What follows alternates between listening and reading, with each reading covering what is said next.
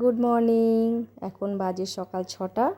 সকাল সকাল আমি আমার ছেলেকে নিয়ে যাচ্ছি আমাদের আসানসোলে পোলো গ্রাউন্ডে যোগাসন প্র্যাকটিস করাতে, সঙ্গে ওর বন্ধু। ওরা দুজনেই একসাথে যোগাসন প্র্যাকটিস করে। এখন স্কুল ছুটি, তাই বললাম চল একটু মাঠে নিয়ে গিয়ে প্র্যাকটিস করিয়ে নিয়ে আসি। এই সকালের পরিবেশ এত সুন্দর, এত মনোরম। এই সুন্দর পরিবেশে এবং একটু খোলামেলা জায়গাতে যোগাসন করা উচিত, তাদের শরীর আরও ভালো থাকে। কিছু ফ্রি হ্যান্ড ওদের করিয়ে নিচ্ছি, সঙ্গে আমিও আছি, আমিও প্র্যাকটিস করছি ওদের সাথে। আমি প্রত্যেককেই বলবো নিজেকে সময় দাও, নিজের জন্য অন্তত 1 ঘন্টা সময় বার করে যোগাসন করো, প্রাণায়াম করো। এই যোগাসন প্রাণায়ামের এত উপকারিতা আর বলার অপেক্ষা রাখে না। তোমরা প্রত্যেকেই জানো সমস্ত রোগ ব্যাধি থেকে দূরে থাকা যায়।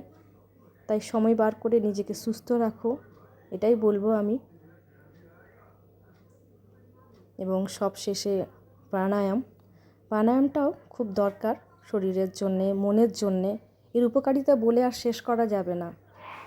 সমস্ত রকম মানসিক অবসাদ থেকে দূরে থাকা যায় এবং সমস্ত রোগ থেকে দূরে থাকা যায়। সব শেষে ওম চ্যান্টিং। তোমরা সকলেই প্রাণায়াম করো, যোগাসন করো, ভালো থাকো। টাটা।